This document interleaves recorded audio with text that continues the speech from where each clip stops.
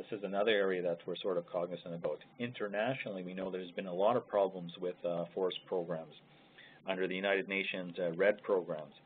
In many cases in South America and parts of Asia, indigenous peoples are basically kicked out of their areas so that the forest can be designated as a carbon sink under the Clean Development Mechanism. So it has led to a lot of dispossession of First Nation land, a lot of First Nations, indigenous people's hunting rights, that type of thing in other parts of the world. And this is something that we're cognizant of here in Canada, and we want to ensure that doesn't happen. There's an issue with respect to biomass where, there's biomass plants going up. People are concerned that biomass from the forests will be essentially raided by industry, or shrubs, pellets, dead wood that's lying on the forest floors will basically be scooped up for biomass demands. Again, we don't know what the long-term impacts that would be on the ecosystem for the forest.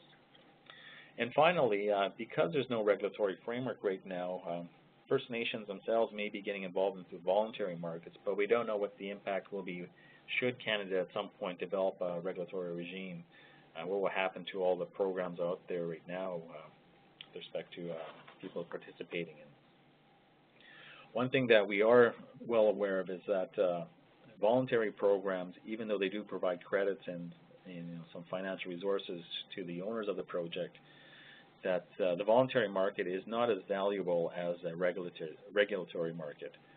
So if a First Nation does get involved into the voluntary market at this point, if a federal regulatory framework is actually developed, potentially could lead to higher rates for the proponents of those programs. And we don't know if First Nations, you're in the voluntary market, whether you'd be barred from going into the regulatory market. So that's one of the risks that we see at this point. Now, with respect to carbon finance, we know that a number of First Nation communities themselves have been approached by various actors out there. And really, we have no idea, what the discussions are. But really, at this point, we're advocating that First Nations, if they are going to get involved with third parties or project proponents or going to a joint venture with third parties on a potential carbon finance project, that they should really do their due diligence in partnering with any third party. They should look at the track record of these people, their finances, see what if they're involved in any other projects with other Indigenous peoples around the world, to really see how the partnership unfolds. What the Assembly of First Nations is recommending, and this is something that we want to develop further, and we've had some discussions with the Carriacou County Tribal Council, Wolf Lake First Nation, and actually the National Chief has formed a committee to look at carbon finance. But really, we want to ensure that First Nations themselves, should they enter the carbon finance market, that they be their own proponent, project proponent. Essentially, they go out there, they identify a project, they register the project themselves, they do all the backup work as far as getting a verifier, meeting all the protocols. And by doing that, First Nation community themselves would be entitled to 100% of the credit. We know that there are a number of people going to First Nation communities right now saying that, we want to involve you in a carbon finance scheme in your community. You don't have to put any money down. We'll take care of everything. In the end, you'll get some money and you'll get some credit. While some of these agreements may be good, there have been some communities where, I shouldn't say there has been, but there's a potential where First Nations could get a couple cents on the dollar and most of the credit going to the proponent. And we did an initial estimate a couple years ago how much it would cost a First Nation to actually go out there and start developing their own project. And it costs some money, but it's not a lot of money. It would cost between $15,000 to $25,000 to go out there and do to set up your own project. So it is a substantial amount of money, but it's not an awful lot of money. So the question the First Nations should ask themselves, if they want to get involved in carbon finance, would it be better for them to fork out $25 up front and do everything themselves and get 100% of the credit in the end, or whether or not some other arrangement makes sense for them? Other areas that First Nations should consider if they do get involved in projects, and they have to look at, how the management of the project will be done. Will it be done through the board of directors? Will it be done through partners? Looking at people's track records. But also, one must look at is there going to be any residual interest in the end? Once the project is done and the carbon credit is paid out, will someone else have an interest or a propriety interest in the whatever's left? For instance, if new technologies come in, solar panels, a whole wind farm developing a First Nation community, once the credit is paid out on that, would someone, third party or a joint venture partner, still be entitled to some of the ownership of those? That's something that First Nations will have to ensure that they look at. So essentially, at this point, we feel that at least Assembly First Nations advocating that First Nations maintain control over their own strategies.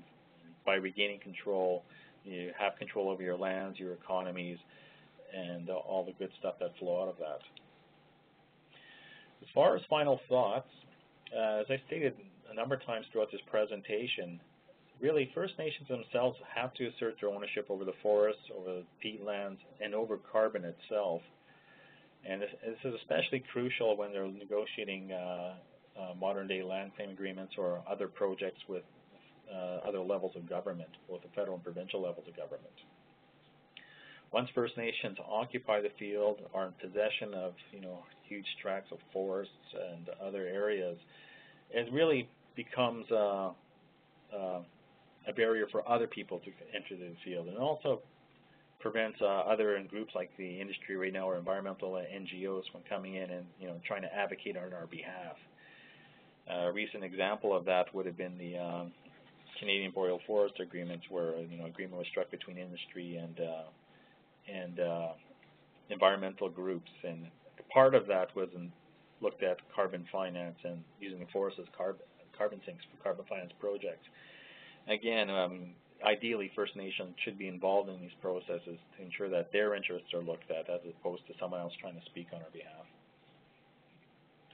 And by occupying the field now and by getting involved in a lot of these initiatives and setting up standards and criteria that projects must follow in Canada, I think that a well-positioned First Nation interest should a regulatory framework be developed in the future by the federal government. So that's essentially my presentation. I thank you very much for allowing me to share this information with you. I'm not sure how we'll handle questions, but I believe that if you would like to email questions, we'll try to answer those in the future.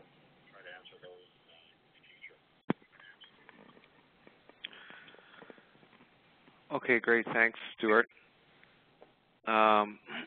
So our next speaker is Rob Miller. He spoke last week, and just briefly, we went over time last week, and Rob's presentation was cut a bit short, so we asked him to present again and sort of reiterate some of the things that he missed in his presentation and expand upon some of it. So Rob's a partner at Miller, Titerle, and a firm here in Vancouver. He was born and raised in northern interior BC, attending high school in Fort St. James. He worked in the forest industry in Fort St. James and a number of other northern BC towns prior to doing law. After leaving the forest industry, Rob practiced law at a large national firm. He's now a founding partner of Miller, Titerle, and has a broad corporate and commercial law practice, with a particular emphasis on First Nations issues, natural resource law, and environmental related issues, including climate change and carbon trading. His clients include First Nations, economic development organizations, natural resource companies, communities, and project developers. In the context of carbon projects, Rob has been actively involved for First Nations governments and developers.